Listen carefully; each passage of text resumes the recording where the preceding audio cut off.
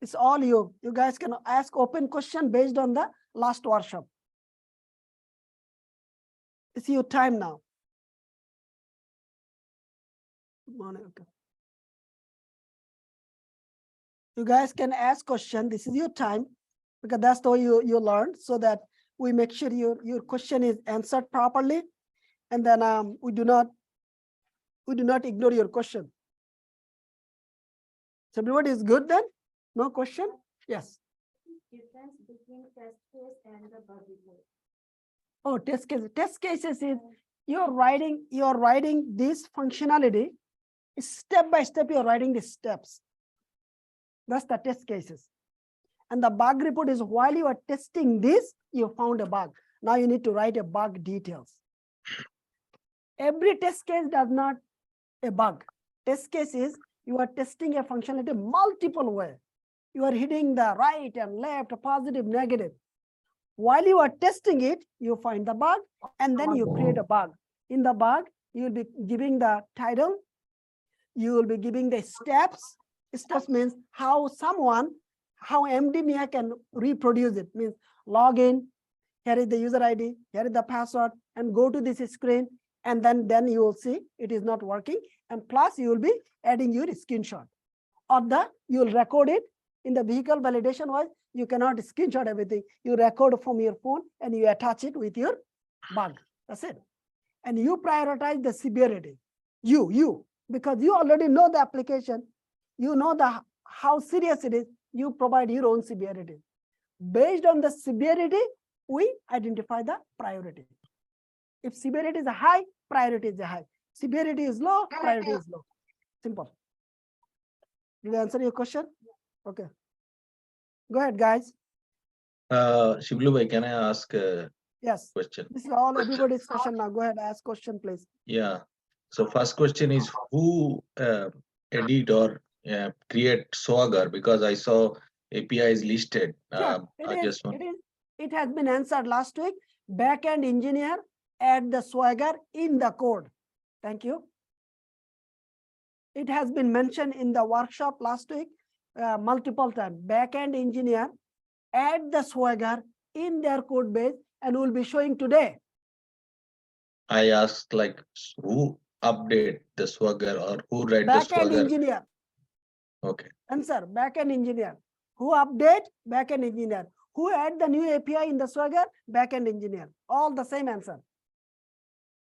Good? Any other question? Yes, Shiblu, I have a question. Go ahead, please. Go ahead, please. Go one by one.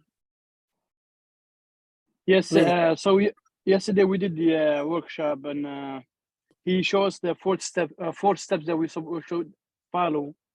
But I didn't know. Yes. Ahmed, can you repeat again a little bit louder? So, yeah. Yes. So we did the workshop yesterday, and he showed us the 4 steps when you do the clone, the Rapto, install runtime, install dependencies, and run the application. Can you tell me? Can you tell me when we were supposed to test our deployment in these 4 steps? Sure.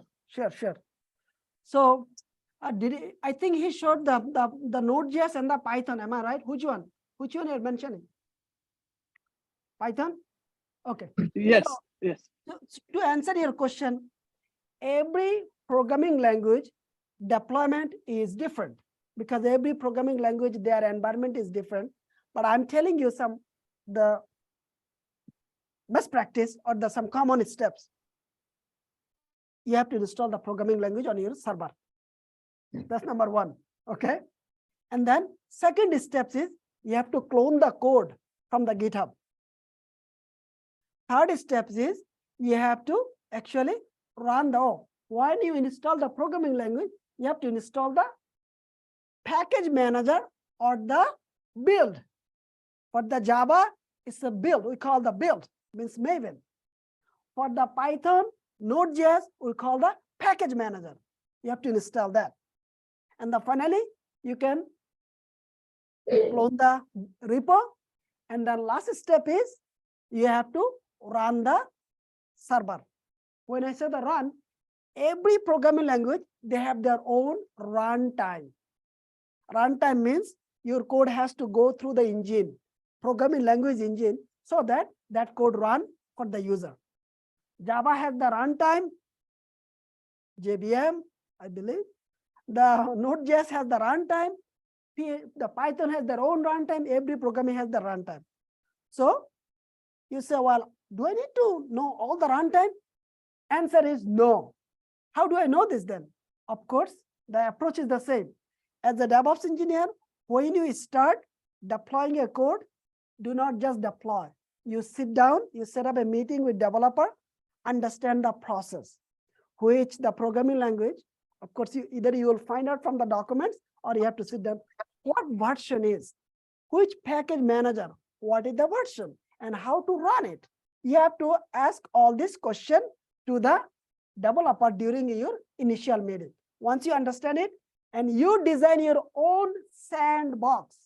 See, you go back to again, you do the same thing developer did, you do on your computer. So that once you are good, now you can actually start deploying the code. Means you create the cloud environment, cloud server, and you do the same thing so that it becomes easier. Did I answer your question? Ahmed. Yes, no. So what I mean is, you remember when you told us that we're supposed to test it before the quality assurance test it? Sorry, yes. So last step is, of course, now you deployed your code.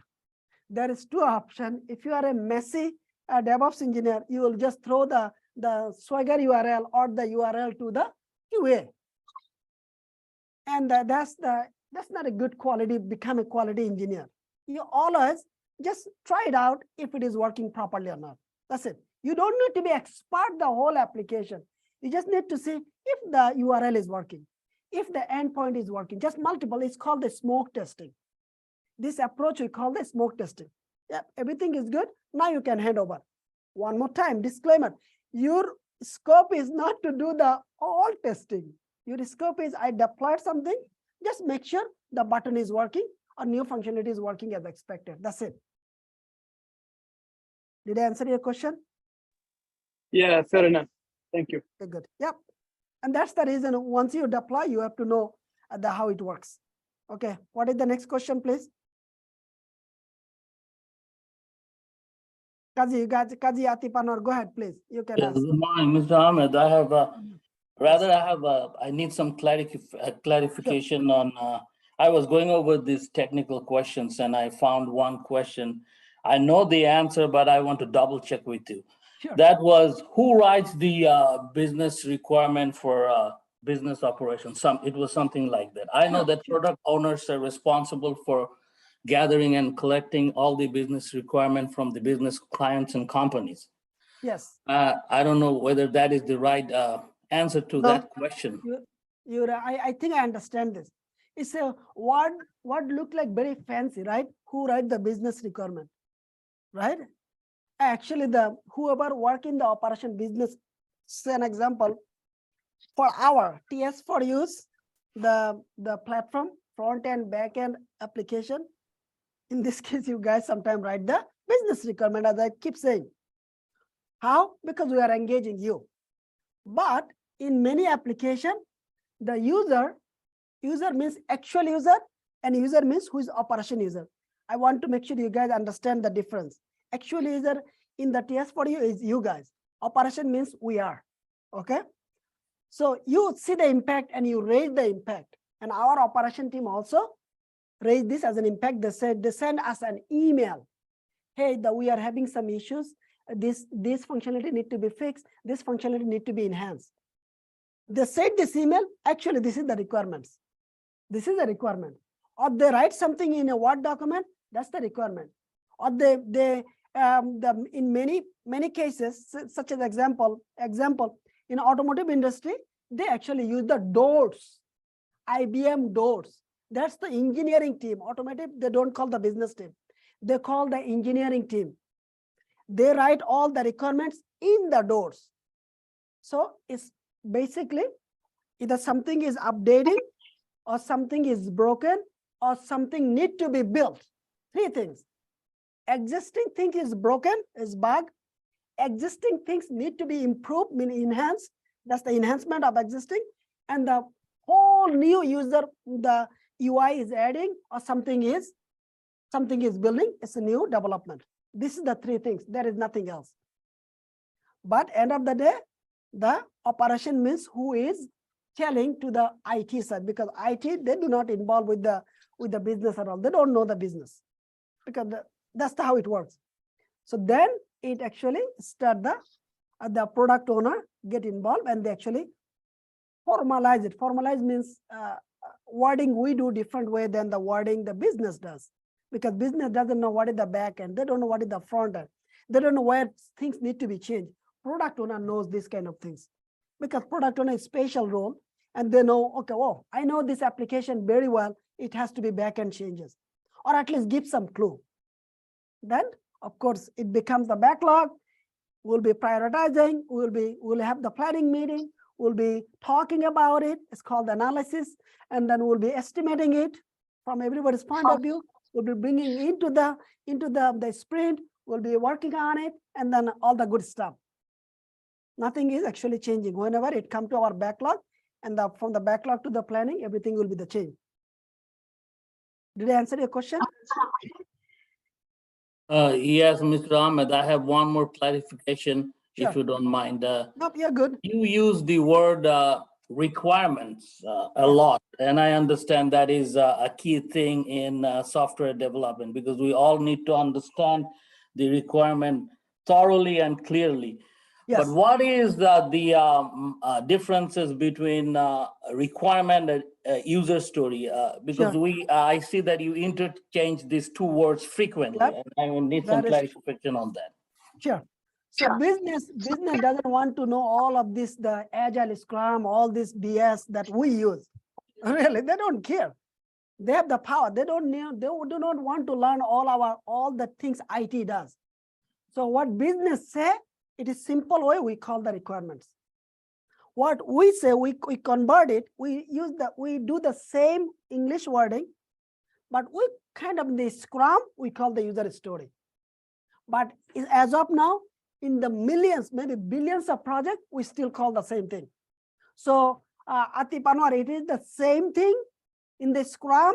The development team call it as a user story. But in generic terms, everybody knows that is a requirements. Good, but it is the same thing. Thank you so Just much. two teams use the two different wording. Good, you guys should be asking this kind of question, so you are good to go. Any other question? Go ahead, please. Can I ask one question? Of course, this is the reason Okay. why one. Ask multiple. This is your time. So this question is, which problem exists in the user update API? So this is the answer will be the HTTP code, anything. Can you repeat one more time, please? Okay, which problem exists in the user update API? Yep, that is correct. It has been mentioned. There is multiple issues. If you tell Zahara, she will be like the reading next 10 minutes because she tested it. She knows the problem. So there was a problem that when you type the phone number, instead of the numeric, you can type the text. It's a bug. Phone number never become a text, right? Number one. And then actually date of birth can be future. That's another problem, right? So we need to fix this. So there is multiple bugs on the user profile update in the e-commerce application.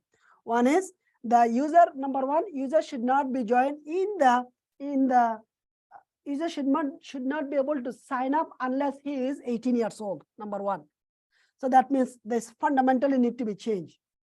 And then phone number need to be integer. Write down the word integer. Now it is actually string. String means anything text. So the developer has to change the data type. It's all the technical wording. In programming, we call the data type string, text, number, integer, date, different. And the floating is all you guys will be learning for the quality assurance people. But Okay. Problem is, it is a string, it has to change to the integer. Did I answer your Thank question? you so much. Yeah, thank you. Okay, go. Yes, please. So you said 18, it has to be the age of 18, right?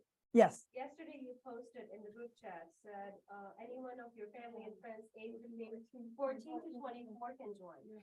Oh, oh no. Okay, okay. Oh, so she asked a business question. No, no. This is the I'm just for the boot camp. for the boot camp, 'cause Yeah. I thought the age is supposed to be 18. No, we just find that yesterday I was reading some other boot camp, and they said there is a so like many kids they kind of get out the school, they did not finish their school, they kind of misguided. So state federal has a program, and the TS for you support that as well. Those kids 14 to 24, they will get the special support from the federal, the Michigan Works. I know that. Yeah, I found out yesterday. That's good. Yeah, it's a the federal program for the Michigan, through the Michigan Works. I think every state has their own program name, but it's a federal program.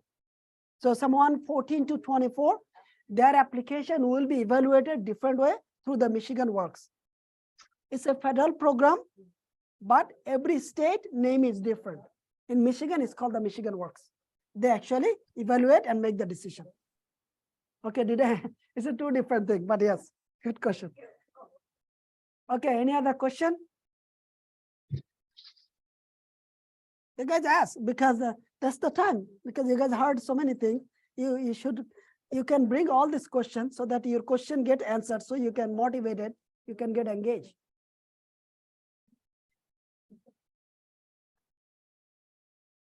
Any question? Again, once we stop, then you cannot. This is your time. See, we give you the highest priority, so make sure you can actually ask the question.